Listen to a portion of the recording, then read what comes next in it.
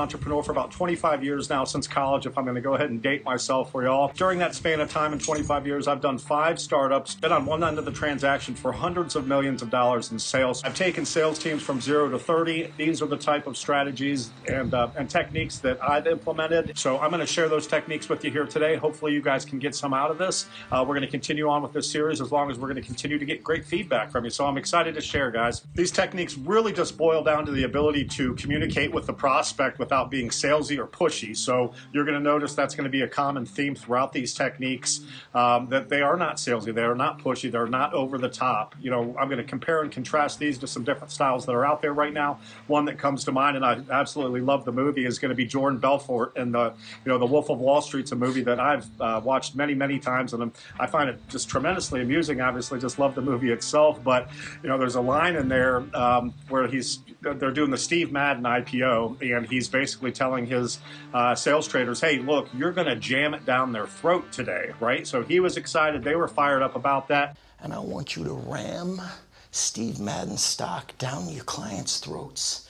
That kind of makes me cringe, though, because my techniques, or these techniques that I'm going to share, are so different from that. That jam it down your throat mentality, not only is it outdated and cliche, in my opinion, I think it's also extremely ineffective in today's business climate. So that being said, let's go ahead and dive in. We have a saying for our sales teams and our sales approach and sales training. We always say, be the velvet hammer. And what the velvet hammer means in our world is just a soft, kind of delicate approach to sales, presenting an opportunity to the prospect, following that up with the benefits so that they can see the opportunity, as a whole. They've got an informed decision that they can make with all of the facts that you're presenting to them, and kind of let the chips fall where they may. Now, there's going to be some techniques along the way, which is what we're going to share with you on these videos, but that is the velvet hammer. We ultimately want to get the business with them, but when we say, techniques that you can be proud of, it's just not that strong arm approach. The key to being a tremendous salesperson is going to be developing that relationship and developing that trust. The way that trust is developed in that sales process with your prospect is being truthful, being genuine,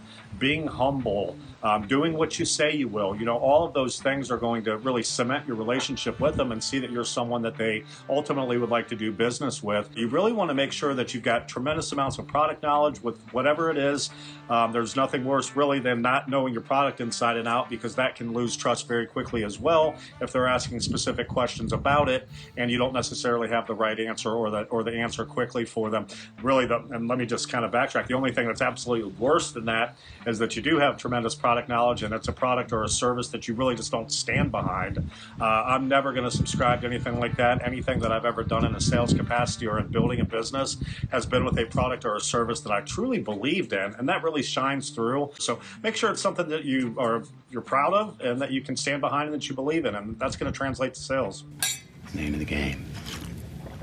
So really, sales is problem solving. So you're either, again, you're satisfying a want for an individual, or you're filling a need for an individual or for a business. And it's going to be the same in work life. You want to be able to provide solutions. You want to be able to problem solve. So when you do have those company-wide meetings or team meetings, for example, everyone knows what the issues are going to be. That's why you're hopefully calling those meetings, because there's something specific to discuss. So, if you really want to get noticed, you want to earn the respect and you want to, be looked to for advice and for leadership in those positions, you can use this same approach. So you are acknowledging whatever the problem happens to be, and then you're coming with solutions. So bringing that value add. So here's our problem, team, and here are a couple solutions that I thought of. That's going to make your voice heard that much more, as opposed to, just kind of talking and just using the same dialogue that everyone else is utilizing in there, those kind of buzzwords, but without really bringing any solutions to the table. In sales, in my opinion, it's really calling out the obvious. So here's the product or service that we can offer to you, and we're either, again, satisfying a want or we're filling a need.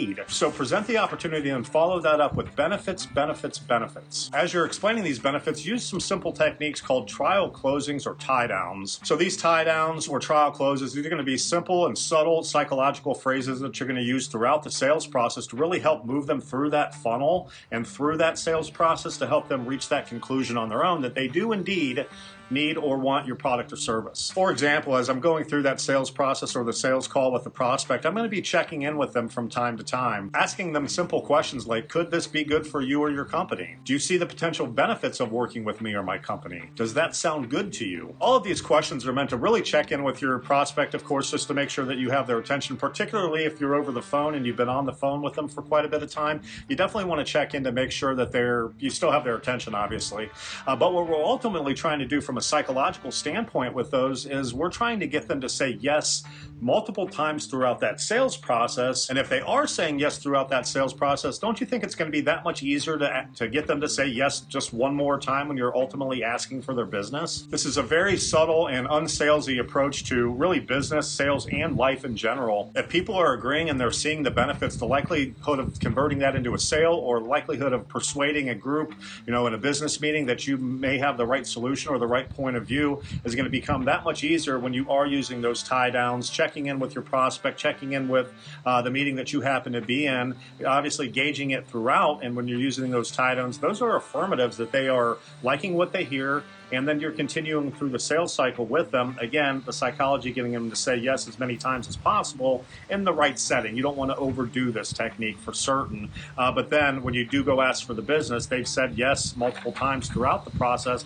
It's going to be that much easier to get them to say yes again. Number 2 is going to be drawing out the objection. This is one of my favorite approaches to business and in life in general. When someone isn't responding to you positively, whether it's in work or life, there's typically going to be at least one reason why they won't move forward or they won't buy from you. So why not get to the heart of the matter and politely ask why? You simply can't overcome an objection if you're not sure what it is. And that may sound really elementary, and it kind of is, right? But most of the time when you hear no, you can attempt to uncover the objection and ultimately work through it. It might be something as simple as just explaining it to them a little bit better so that they have a full understanding of what the opportunity and what the benefits would be like, and ultimately overcome that objection now that you know what it is. The approach is very simple, and the question is as follows. If there were one thing holding you back from moving forward with us or with me, do you mind if I ask what it was? Again, very soft approach to them. Now, they may have 5 reasons why they don't move forward with you, but what I'm really just trying to do is draw out one. And I'm simply asking for one. They may have additionals after that, but I'm simply asking for one so that I can go ahead and